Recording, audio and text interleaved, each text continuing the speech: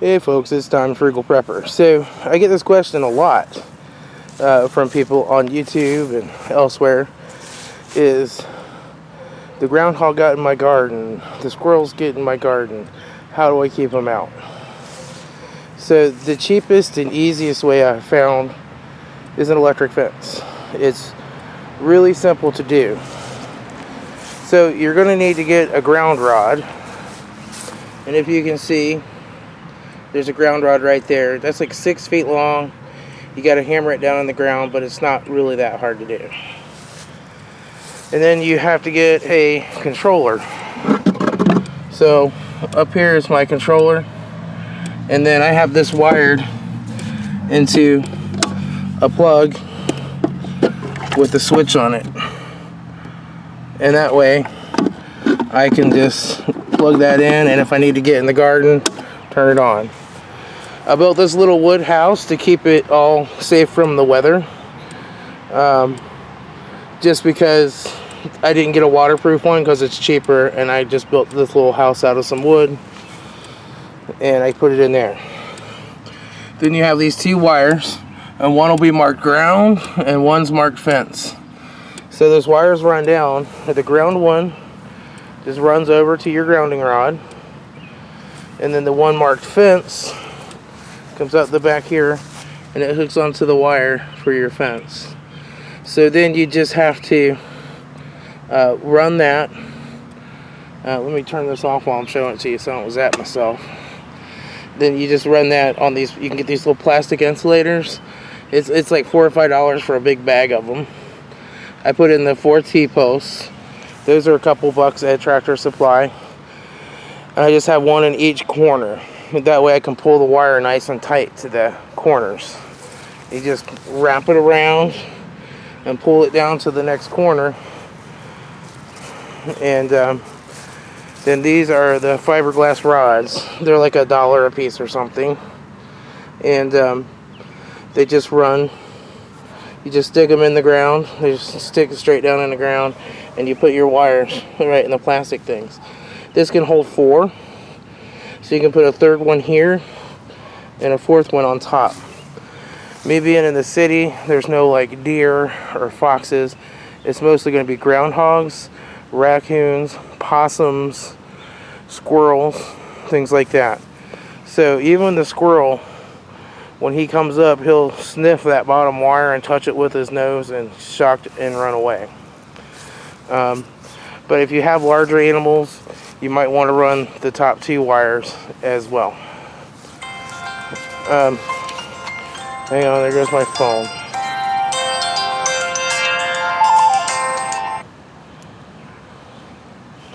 And so I just run that all the way around. Then I just put some of this plastic caution tape on the top, just so people kind of identify, oh, it's an electric fence.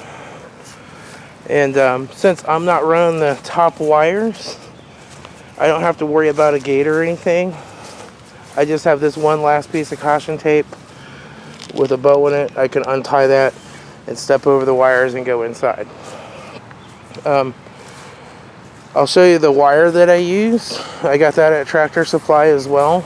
I want to say the controller was probably the most expensive component, and it was like $30, and this is my second season with it, and I haven't had any issues at all with it. So you can get solar ones. I just have, I'll show you here, extension cord comes back from that, and then I got it buried underground. I'm getting the rest of it buried. I just lift up the sod a little bit and stick it under there. That way I don't have to move it to mow. But it just comes back here and plugs in. The wire is actually up here, and I want to say it was like $14 or something, and you get a quarter mile of it. Let me turn this fan off. So this is the wire that I use. I got this at Tractor Supply. It's called Fi-Shock. It's 14 gauge aluminum. You get a quarter mile of it for like, I don't know, it was like $14 or something, I think. You can get bigger spools of it if you want, maybe get a better price, and you can get a heavier gauge. But I find the 14 works fine. If it does get a break in it, you just splice another piece in there and twist it together. And this is my second year running new wire, but I cut my old wire, so you can splice pieces of it together or whatever if you need to, as long as you're making contact. If it gets stretched out, I just take it and twist a little loop in it and kind of twist it around itself till it's tight. So it's real simple to install one of these. I mean, once you get the T-posts in, it probably takes, an hour to put it all up. And it's way cheaper than putting up a traditional fence. And it's way easier. So, and I can take it out in the fall real easily, and I'll just leave my T-posts in. These T-posts, you can move them around if you need to. You can get like a T-post puller. If I need to move them, I just take and wiggle them back and forth until they're loose and pull them up. And then I pull up this whole little house thing, and it goes in the shed in the winter and gets stored. So it's just a real easy way to keep the critters out of your garden. I had 0 critter problems last year with this installed. No neighborhood cats, no squirrels, no chipmunks, nothing. Now, as far as birds, I don't mind birds being in my garden.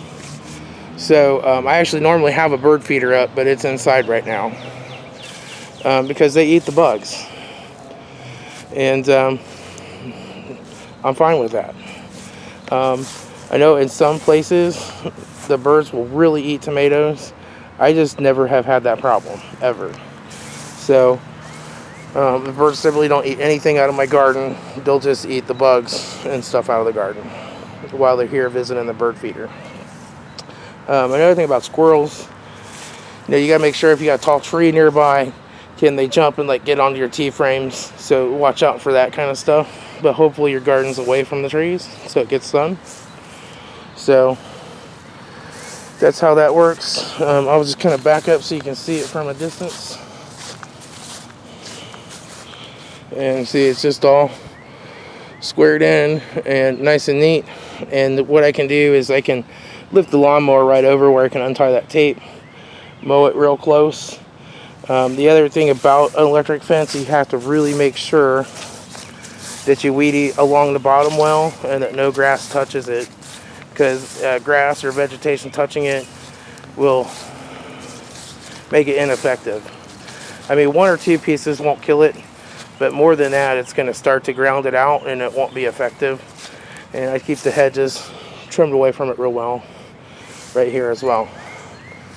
So that's just an easy way. Like, one of the things you have to do in your gardens, you have to control the competition. And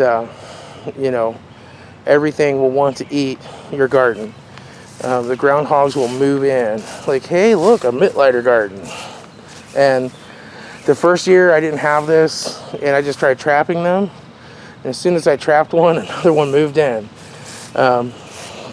So, I took out like 10 groundhogs that year. And this way, the groundhogs can live in their home back behind my shed and be happy, and they'll stay out of my food. So maybe this will help somebody else that's having issues with critters getting in and eating all their food. It's real depressing to watch a plant grow and take care of it. It just starts to produce food for you, and something comes along and destroys it. And they usually won't just take, if they would just take 1 pepper or 1 tomato and eat it, I'd be okay with that. I have plenty. So I still, anytime I have fruit that's not quite right that I don't want, I throw it back there where the groundhog lives.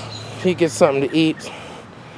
But if you let them in the garden, they'll take a few bites out of everything and then knock the plant over and kill it.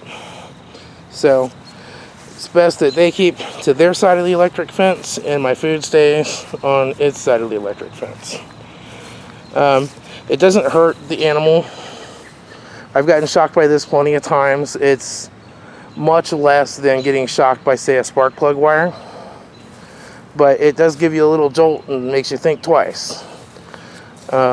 So it's not enough to kill them, and it just pulses like every second or so. So it doesn't, like, if they get tangled up in it, it just pulses. It's not like a continuous flow of current that's going to kill them.